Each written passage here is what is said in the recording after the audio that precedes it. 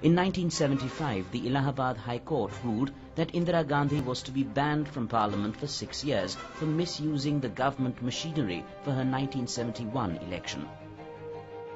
The seeds of protest sown by Rajnarayan and others in 1971 had borne fruit. Anti-Indira protests led by the opposition broke out. Singhasan Khali Karo ke Janata Aati Hai became Jayaprakash Narayan's slogan as he called for army revolt.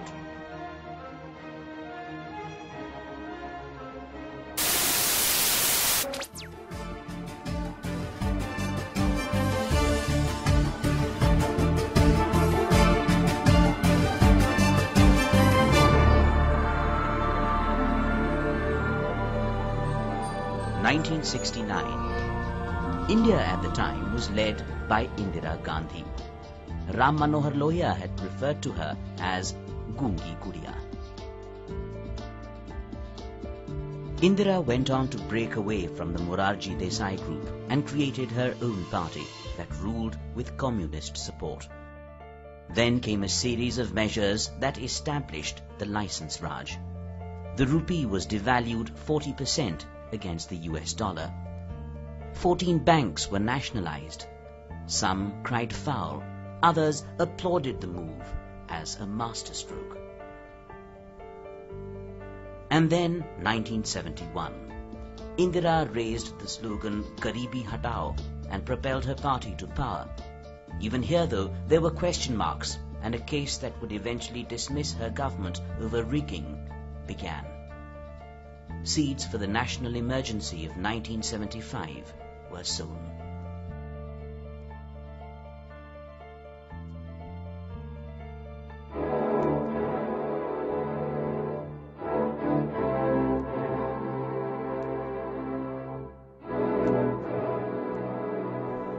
It was also a period of turmoil in India's neighborhood. Sheikh Mujibur Rahman was elected to power in East Pakistan with a thumping majority, raising political fears for Zulfikar Ali Bhutto in West Pakistan. A policy of repression against East Pakistan led to widespread genocide. India chose deliberately to hold off. Intervening at that point of time was not militarily the wise thing to do. The monsoons were around the corner, and it would have been very difficult for operations to continue. Secondly, the passes were open over the Himalayas, and the threat of Chinese intervention was always there. India did step in December that year to support the Bangladesh Mukti Bahini group to liberate East Pakistan. With Pakistan's surrender, Bangladesh was born, and India instituted Sheikh Mujibur Rahman as its first Prime Minister.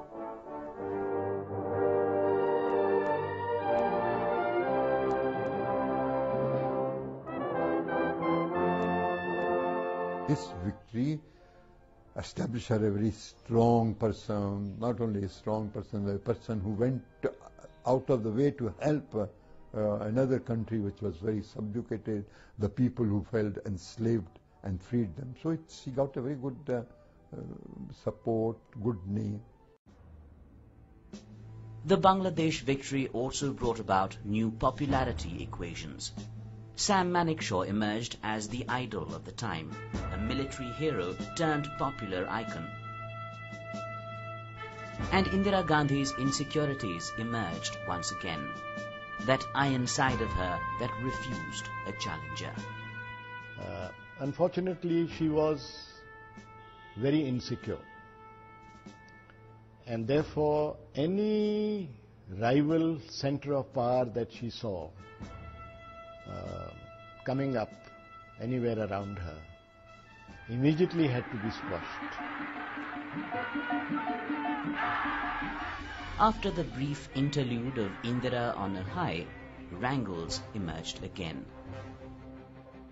In 1975, the Allahabad High Court ruled that Indira Gandhi was to be banned from Parliament for 6 years for misusing the government machinery for her 1971 election. the seeds of protest sown by Rajnarayan and others in 1971 had borne fruit. Anti-Indira protests led by the opposition broke out. Singhasan Khali Karo ke Janata Aati Hai became Jayaprakash Narayan's slogan as he called for army revolt.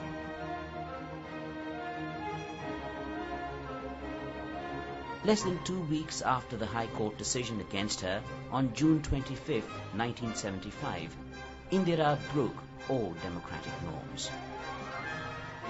From 71, she was very afraid that her election might be set aside. And in 75, her election was set aside. And at that time, Jayaprakash Narayan asked for her resignation. And then she claimed the emergency and put Jayaprakash Narayan, Morarji Desai, all the top political leaders in jail. Press had been gagged. About 100,000 people had been detained without trial. There was fear. Government servants had become instruments of tyranny.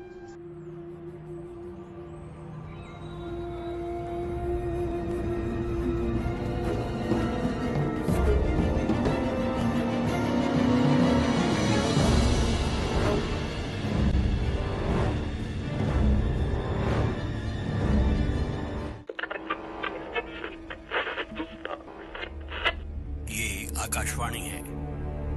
अब आप प्रधानमंत्री श्रीमती इंदिरा गांधी का राष्ट्र के नाम संदेश सुनिए।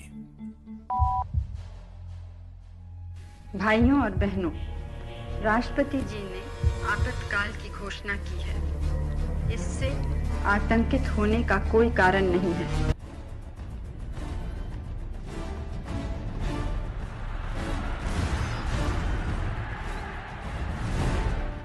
इस शांति को हमें बनाए रखना है और हमको ये समझना है कि लोकतंत्र में भी हद होते हैं जिनको पार नहीं कर सकते। मैं आपको विश्वास दिलाना चाहती हूँ कि जो नेतागण गिरफ्तार हुए हैं उनको सुविधाएं दी जा रही हैं और आराम से रखने की पूरी कोशिश है। इंदिरा गांधी के राष्ट्र के नाम रेडियो पर दिए गए संदेश से सिर्फ 14 घंटे पहले दिल्ली के इस आसमान पर एक नारा गूंजा था, सिंहासन खाली करो, जनता आती है। 25 जून 1975 को दिल्ली के इस रामलीला मैदान में जेपी ने भी यही नारा दिया था। इंदिरा सरकार इस नारे से हिल गई थी। जेपी का भाषण सुनने उस समय इस रामलीला मैदान में करीब 5 लाख लोगों की भीड़ जमा थी। हर तरफ चेहरे ही चेहरे थे, भीड़ ही भीड़ थी, जोश ही जोश था।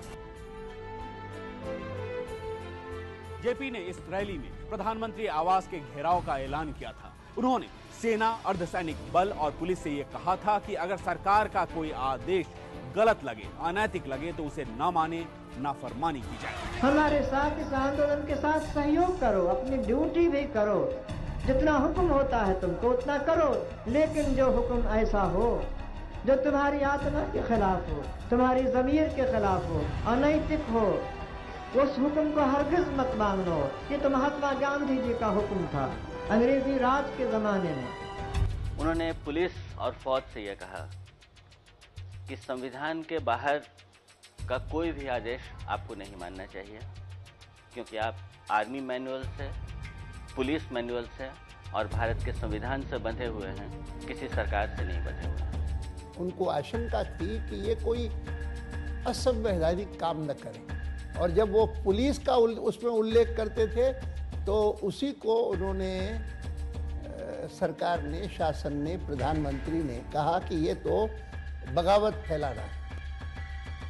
एक जना इस हद तक गया कि अगर फौजी किसी हुक्म को गलत समझें तो उसको न माने। यह कार्यक्रम इस महीने के 29 तारीख से शुरू होने वाला था। हमें ज़रा भी संदेह नहीं कि ऐसा कार्यक्रम शांति और आर्थिक स्थिति को घोर खतरा पैदा करता। जो हिंसा का वातावरण देश में फैला था, विरोधी दलों ने एक कार्यक्रम बनाया, सारे देश में बंद, घेराव, आंदोलन और मजदूरों को, पुलिस, फौजियों को भड़काना, इस कोशिश में कि केंद्र सरकार का काम बिल्कुल रुक जाए। पीएन धर और शारदा प्रसाद दोनों बुलाए गए प्राइम मिनिस्टर के घर और उनको दिखाया गया वो जो ब्रॉडकास्ट करने वाले थे कि उन्होंने उस ड्राफ्ट में सिर्फ एक फिक्रा और जुड़ा। उन्होंने कहा कि emergency is not for a long time, it is a temporary measure and as things settle down it will be withdrawn. I am sure that internal conditions will speedily improve to enable us to dispense with this proclamation as soon as possible. तब तक राष्ट्रपति के नाम top secret चिट्ठी type की जा चुकी थी। आर.के. धवन राष्ट्रपति भवन पहुंचे। राष्ट्रपति ने सलाह मशविरा किया और तब्दीलियों का सुझाव दिया। तो बाद में इसका उन्होंने जब फॉर्मल डिक्लेरेशन हुई तो रात को 12 साढ़े 12 बजे के बाद मैं प्रेसिडेंट के पास लेके गया, उनसे दस्तखत करवाने के लिए। इधर राष्ट्रपति के नाम की चिट्ठी तैयार कर सिद्धार्थ शंकर रे जैसे ही प्रधानमंत्री आवास से बाहर निकले तभी उन्हें गृह राज्य मंत्री ओम मेहता ने बताया कि कल से देश के सभी हाईकोर्ट में ताला लग जाएगा और अखबार भी नहीं निकलेंगे क्योंकि प्रेस की बिजली काटी जा रही है।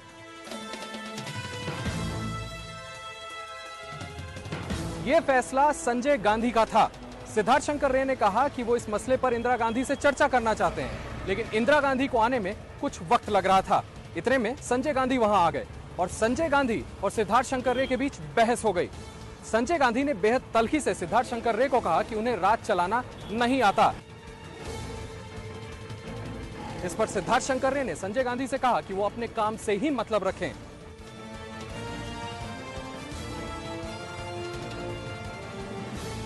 थोड़ी ही देर में इंदिरा गांधी सिद्धार्थ शंकर रे से दोबारा मिलने पहुंची और उन्होंने रे को आश्वस्त किया कि न तो हाईकोर्ट में ताला लगेगा और न ही अखबारों की बिजली कटेगी।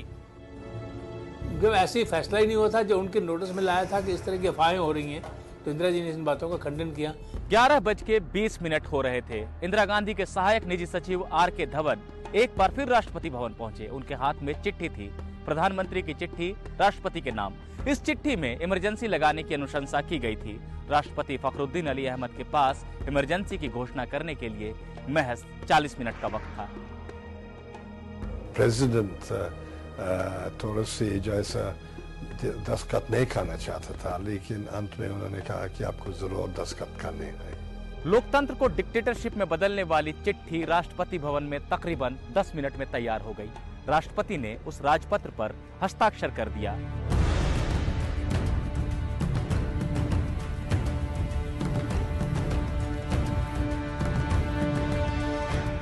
रात के ठीक 12 बजे से मुल्क में इमरजेंसी लग गई।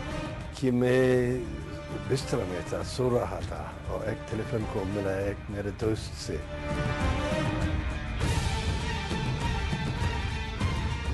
मुझे शौक लगा और मुझे यकीन ही नहीं आया।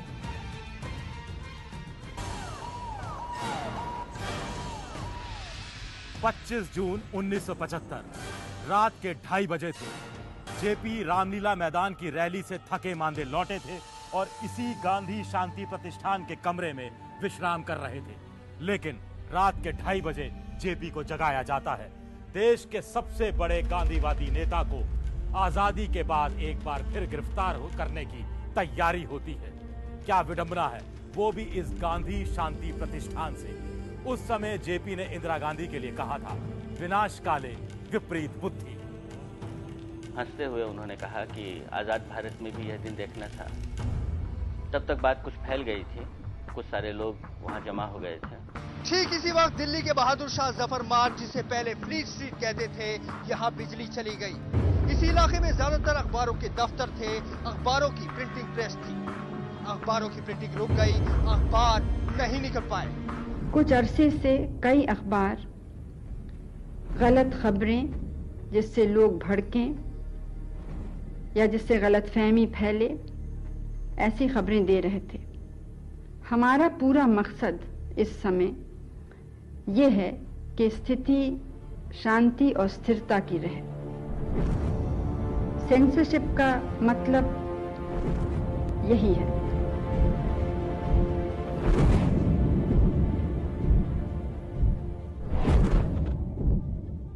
इंदिरा गांधी इमरजेंसी के औपचारिक ऐलान से पहले कैबिनेट की मंजूरी चाहती थी।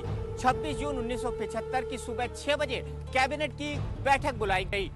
कैबिनेट में 15 मंत्री थे, लेकिन किसी ने भी लोकतंत्र पर लग रही पाबंदियों पर सवाल नहीं उठाया। 15 मिनट में ही कैबिनेट ने आपातकाल को औपचारिक मंजूरी दे दी। उस कैबिनेट मीटिंग में जिस तरह दहशत होती है ना, उस तरह वो मिनिस्टर बैठे थे, कोई नहीं बोला। इंद्र कुमार गुजराल सूचना और प्रसारण मंत्री थे। बैठक के बाद सेंसरशिप के मुद्दे पर संजय गांधी और उनकी बहस हो गई। You see, one thing became very clear as soon as we came out of the cabinet meeting. The transfer of power had taken place from mother to the son. And he wanted me, as the cabinet meeting ended, he said, I want to see the news bulletins. So I told him that cannot be done. News bulletins are shown or made public only after broadcast. Prior to that, even I'd never see them. सुबह के 8 बजे थे। Hindustan times और Motherland को छोड़कर बाकी के अखबार छपे भी नहीं थे। ऐसे में किसी को खबर नहीं थी कि देश में आखिरकार हो क्या रहा है, लेकिन अफवाहों का बाजार जरूर गर्म था। लोगों ने सुबह 8 बजे के समाचार सुनने के लिए रेडियो ट्यून किया और ऐसे में एक आवाज आई इंदिरा गांधी की, पहले हिंदी में और फिर अंग्रेजी में। भाइयों और बहनों, राष्ट्रपति जी ने आपातकाल की घोषणा की है। इससे आतंकित होने का कोई कारण नहीं है। The President has proclaimed emergency. This is nothing to panic about.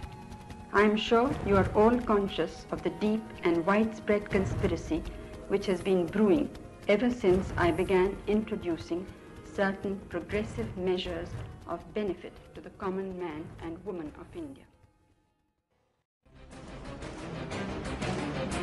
25 जून 1975 को आजाद भारत के इतिहास का काला दिन माना जाता है। इस दिन इंदिरा गांधी ने देश में इमरजेंसी लगवा दी थी, लेकिन इस वक्त कुछ ऐसे भी पत्रकार थे जो इमरजेंसी के दौरान मुंबई के दूरदर्शन स्टूडियो से सरकार की नीतियों को सही ठहरा रहे थे। यहाँ सबसे ज्यादा एक्टिव नवल किशोर नौटियाल रहे।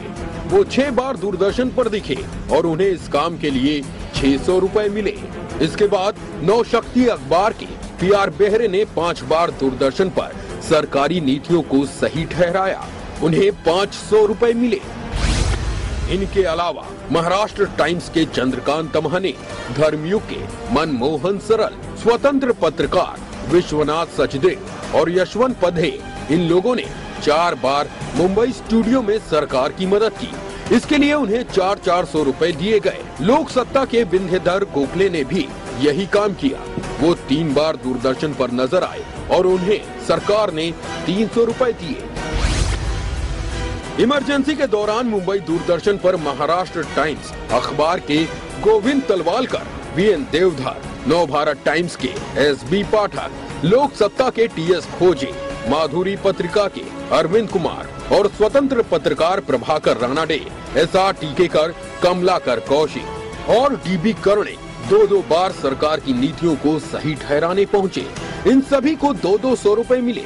कुछ ऐसे भी पत्रकार थे जिन्हें मुंबई दूरदर्शन पर सिर्फ 1 बार बुलाया गया।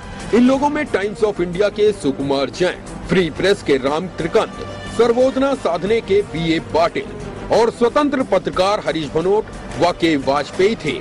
दूरदर्शन का ये दस्तावेज ये भी बताता है कि द टाइम्स ऑफ इंडिया समूह से जुड़े महावीर अधिकारी और कमलेश्वर को लंबे समय तक चलने वाले धारावाहिक पाक्षिक कार्यक्रम के लिए बुक किया गया। इमरजेंसी के दौरान सबसे ज्यादा दूरदर्शन पर देखने वाले पत्रकार GP भटनागर रहे। वो 21 बार सरकार की नीतियों को सही बताने दूरदर्शन पहुंचे। उन्हें दूरदर्शन की तरफ से 2100 रुपए मिले। दूसरे नंबर पर इंडियन एक्सप्रेस के सुमेर कौल का नाम है। वो 20 बार दूरदर्शन पर दिखे। उन्हें उनकी सेवाओं के लिए 2000 रुपए मिले। उनके बाद नाम आता है स्टेट्समैन अखबार के P शर्मा का, जिन्होंने 11 बार दिल्ली दूरदर्शन पर कांग्रेस का गुणगान किया। उन्हें इसके लिए बाकायदा 1100 रुपए मिले। समाचार अखबार के सत्य सुमन ने 9 बार दूरदर्शन पर सरकार का समर्थन किया। उन्हें 900 रुपए मिले। इंडियन एक्सप्रेस के चेतन चड्ढा और हिंदुस्तान टाइम्स से जुड़े GS भार्गव 8 बार दिल्ली दूरदर्शन पर वक्ता बनकर पहुंचे। दोनों को 800 रुपए मिले। कई पत्रकारों ने 7 बार दूरदर्शन पर अपने ज्ञान का इस्तेमाल इमरजेंसी को जायज ठहराने में किया। इनमें टाइम्स ऑफ इंडिया के दिलीप पड़गांवकर एवं एस स्वामीनाथन अय्यर, नवभारत टाइम्स के अक्षय कुमार जैन, इंडियन एक्सप्रेस के बलराज मेहता, बिजनेस स्टैंडर्ड के गौतम गुप्ता एवं प्रताप अखबार के GS चावला शामिल हैं। कुछ पत्रकार 6 बार दिल्ली के स्टूडियो में सरकार के समर्थन में पहुंचे। इनमें श्रीमती कमला मनकेकर, इंडियन एक्सप्रेस के शीतांशु दास और सुरेंद्र सूद व टाइम्स ऑफ इंडिया से दिलीप मुखर्जी व योगेंद्र बली। इसके अलावा राकेश जैन जो समाज कल्याण से जुड़े थे, इन्हें उस वक्त 600 रुपए मिले।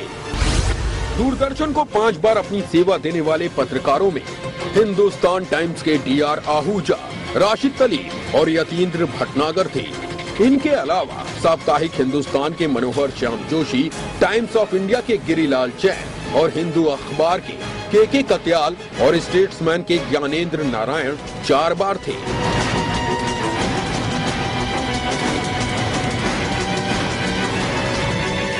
वहीं कई बड़े पत्रकार ऐसे भी थे जो 2 या 3 बार दूरदर्शन पर नजर आए। इनमें फाइनेंशियल एक्सप्रेस के केवल वर्मा, नेशनल हेराल्ड के Najmul Hasan, Times of India के BN कुमार व उषा राय, हिंदुस्तान टाइम्स के जीवन नायर व राजगीर, तेज अखबार के विश्वबंधु गुप्ता, सेवाग्राम के GP जैन, INFA के इंद्रजीत और पैट्रियट RK मिश्रा थे। ये लोग लोकतंत्र की अवधारणा के खिलाफ काम करते नजर आए। आपातकाल में लोकतंत्र के खिलाफ उस समय की सरकार के समर्थन में जाकर वकालत की और देश की जनता को गलत जानकारियां दी। इनमें से ज्यादातर आज पत्रकारिता की शीर्ष पर हैं और कुछ तो देश की समस्याओं के हल में लगे। It was at this time that the Supreme Court again took up the government's powers on amending the Constitution. And Nani Palkhiwala, arguing for Indira's demands, came out on top. Indira's powers became absolute. We were expecting right till the time that the judgment was reserved that they will confirm the decisions of the High Court. But when the judgment was delivered, we were shocked. 4 judges took such a view which was thoroughly illegal. After extending the state of emergency twice, in 1977 Indira Gandhi called for elections to give the electorate a chance to vindicate her rule. In March that year, the emergency was finally withdrawn. And with it came the people's verdict, a strong decision against her return to power. She lost her Lok Sabha seat too, and Morarji Desai took over at the head of a Janata Party coalition. Look back over those 21 months, June 1975 to March 1977, and they stand out a turning point for independent India in so many ways.